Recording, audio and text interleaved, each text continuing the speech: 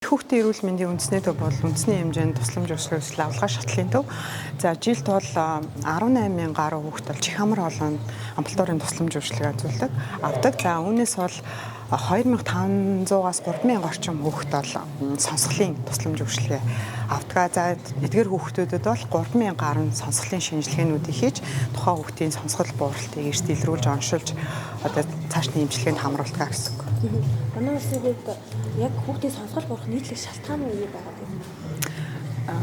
За манай улсын хувьд бол цаг агаарын онцлог байна. За хамар залгуур, хоолон өвчлөлттэй холбоотойгоор за дунд чихний шүүцтэй болон архаг эдийн өрөвслөөс шалтгаалсан сонсгол бууралтууд одоо 0-5 нас болоод сургуулийн бага дунд ангийнханд бол хамгаалдаг. За өсвөр насны хүүхдүүдэд бол осол гэмтэлтэй холбоотой мөн чихвчний одоо их буруу хэрэглээтэй холбоотойгоор сонсгол буурдаг.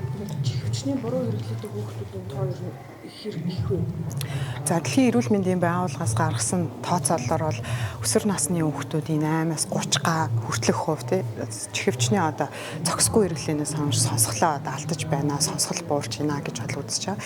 Тэгэхээр жил ирэх тусам бол энэ тоо бол нэмэгдэж байгаа. Өөрөөр хэлбэл хүүхдүүд маань өсвөр үеийнхэн маань одоо энэний хор уршиг бол сайн ойлгохгүй байгаа. Өөрөөр удаан хугацаагаар байнга чанга зүснээс болж одоо сонсголын мэдрэлийн эсүүд маань бол гэмтдэг.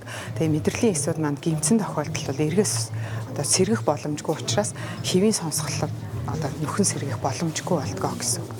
Та эцэг эхчүүдэд бол өсвөр насныхан юу гэж хэлдэг? За эцэг эхчүүдэд за хүүхдийн сонсгол гэдэг нь зөвхөн нэг сонсголын асуудал биш. Энэ болохоор тарих тань хэл яриа сэтгцийн одоо танин мэдэх хүн хөгжилтэй нэгт холбоотой байдаг. Маш чухал одоо танин мэдэх хүн хэсэг байгаа. За тэгэхээр хүүхдүүдийнхаа сонсгол хэл ярианы хөгжил тохирох насандаа байна уу? Ямар нэгэн зовир байна уу? За чих хамар болон өвчлөл байна уу гэдгийг маш анзаарч анхаарах хэрэгтэй. За ямар нэгэн зовир байгаа тохиолдолд, хоцрогдол байгаа тохиолдолд, за сул сонсох шинжүүд илэрч байгаа тохиолдолд мэрэгжлийн эмчид цаг алдахгүй хандаарай гэж хэлмээр байна. За дээр нь чихвчний хэрэглээгээ зөв хэрэглээрээ 60-ын дөрмийг сайн баримтлаарай гэж хэлмээр байна. За энэ юу гэхээр дууны хүчийг 60%-аас ихгүй. За нэг удаадаа 60 минутаас хэтрэхгүйгээр 10-15 минутын одоо завсартаагаар чихвчийг хэрэглэж заншаарай гэж зөвлөхөр байна.